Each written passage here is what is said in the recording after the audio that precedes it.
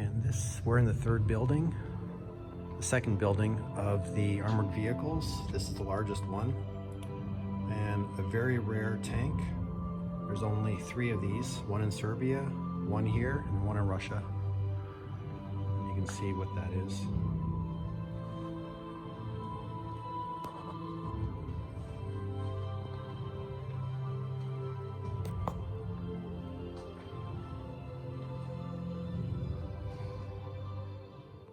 All right, I turn on the light.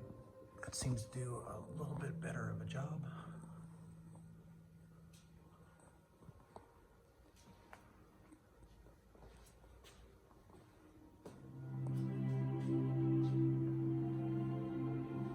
And we'll continue on.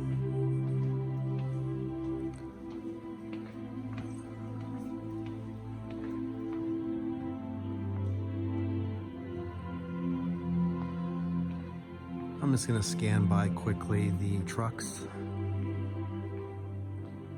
Cool, but not exciting.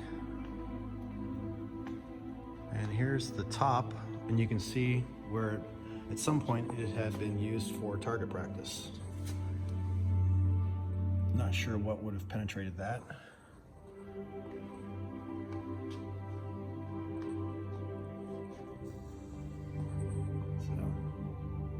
All rusted out. Obviously, been sitting outside on a range somewhere with the holes, of course. 50 cal.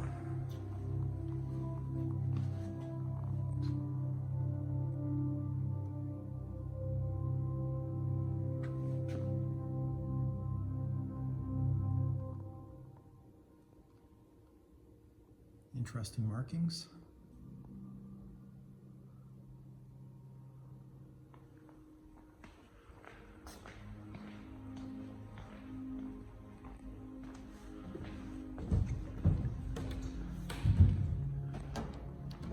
I wish I could get up higher to check out the rest of this.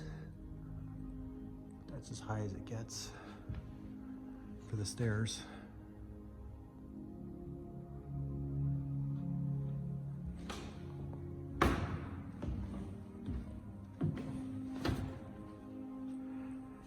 But showing how the Sherman tank is transported on a flatbed.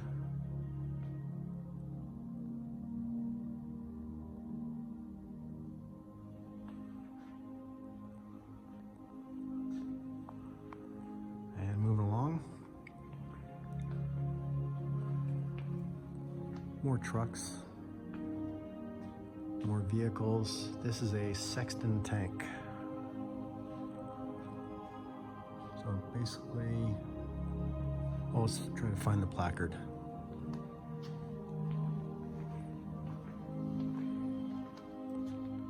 Yep, made in Canada. There are the specs. And made in Montreal.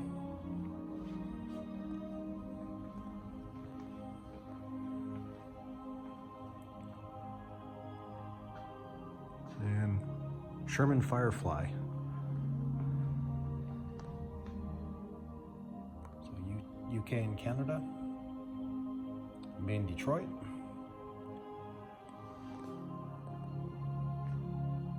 And what's cool about the Firefly, or this Firefly, is to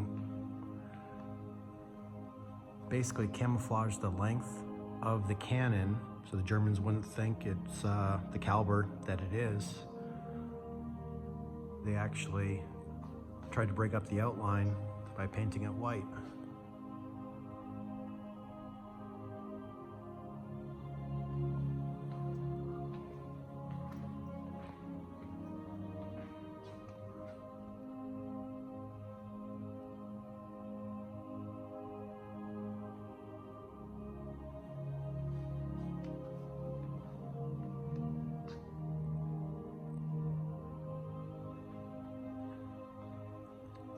All right, more vehicles, more trucks.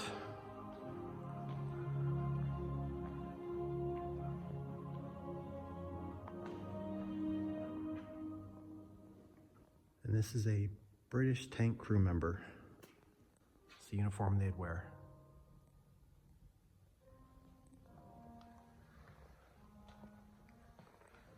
this thing is just huge, huge silhouette.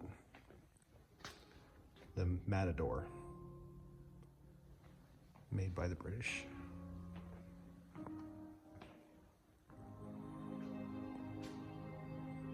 Another armored car.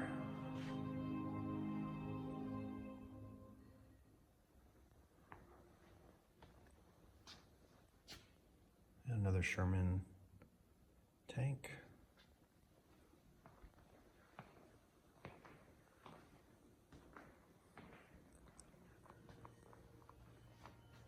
And this Staghound armored car, used by both US, Canada, Belgium, Great Britain.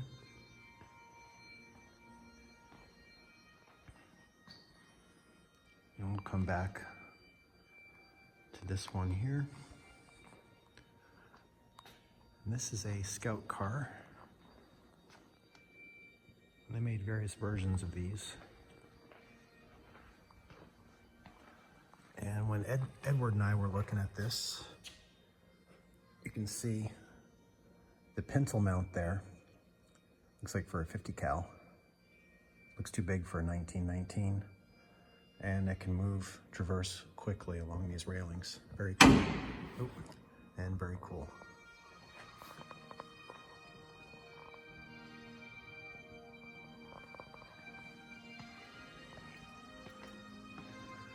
And talked to one of the people that work here, and they're getting ready for the 80th anniversary of the Belle of the Bulge, which is mid-December. So unfortunately, there are vehicles missing in this area. So they're actually in the restoration area being tuned up for December.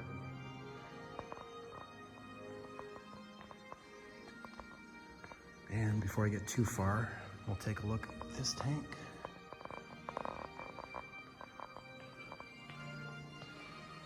So the M24 Chaffee,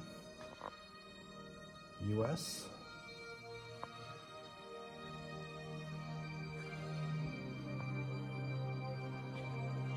And again, it's a light tank.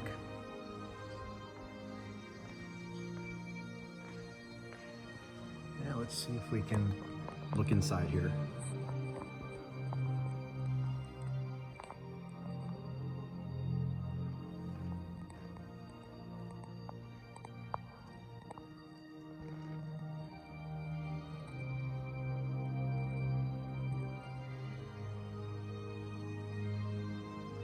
I'm glad I didn't drop my phone in there. That'd be really embarrassing.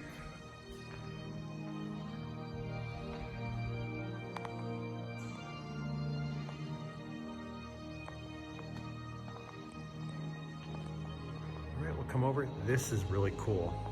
This here is the M26 Pershing. And it actually, there's one piece of film footage that is very famous in Cologne, Germany, where it actually takes out a Panther tank. So these tanks got to European theater right as the war was winding down.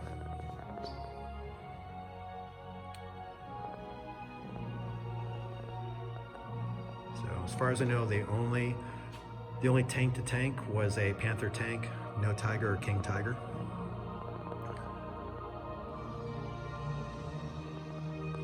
And artillery piece, 6-pounder.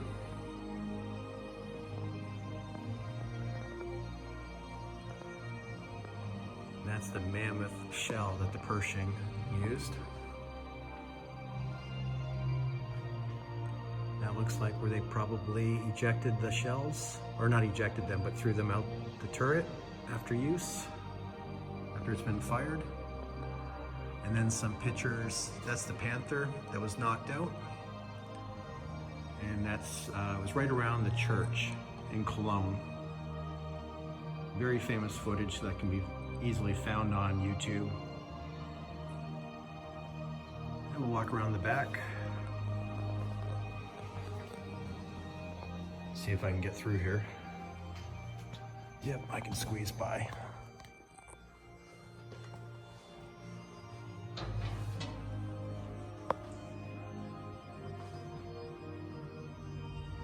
Just a monster of a tank. When I think of World War II tanks, this doesn't kind of fit in the equation. This seems it's more modern, but of course it was at the very end. To me, this tank looks like Cold War, not World War II. So, just a beast of a tank. So, they say Tiger versus Pershing, but in Cologne it was against the Panther.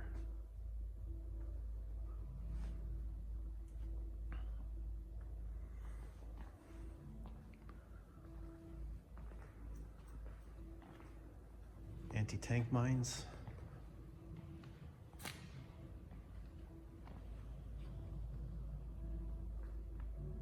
We already saw that light tank.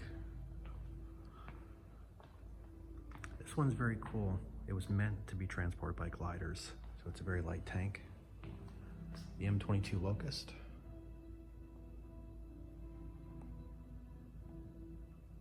And really not used very often, and actually the remaining ones went to Egypt.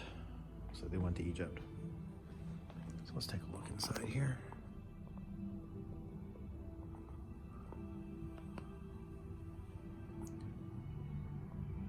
Yeah, 3-man crew.